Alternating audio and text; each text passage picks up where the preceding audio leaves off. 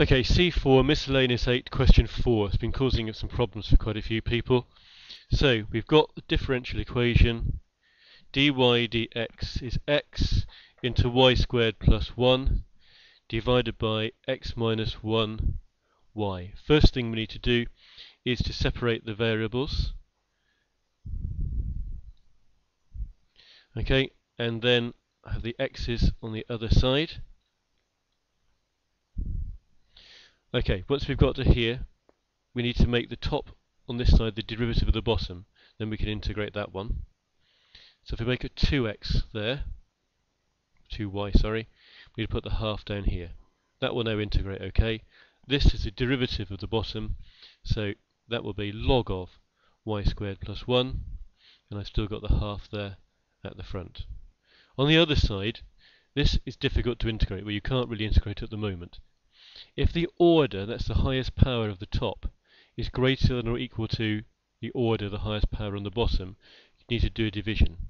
So we need to do x divided by x minus 1. That will enable us to rewrite this. So we're doing x divided by x minus 1. X into x goes once, so I'm doing a long division here. Multiply the 1 by the x minus 1. Do a taking away. X minus x is nothing. Nothing minus minus 1 is plus 1. So my answer to that is 1, remainder 1.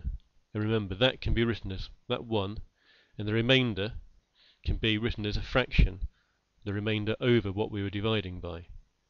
So I've got that. So I can replace this integration here with the integration of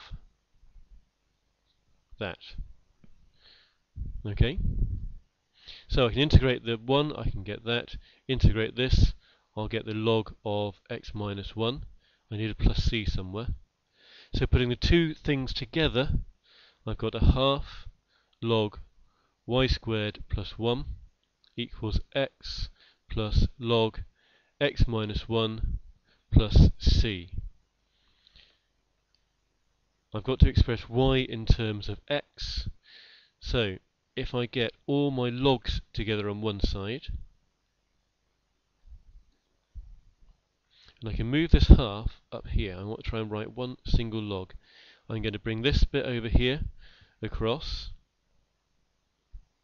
I've still got that as x plus c. Writing this as a single log, because I'm doing a taking away here, I can do a dividing, and that's equal to x plus c, that's log of the whole thing. Next, I can get anti-log both sides, effectively get rid of the logs on the left, and on the right. So we've got this. Now I can multiply out, so I can take the x minus 1 over here.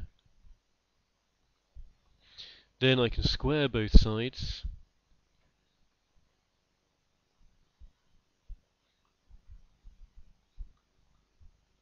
Then I can take the 1 across to this side and then square root it.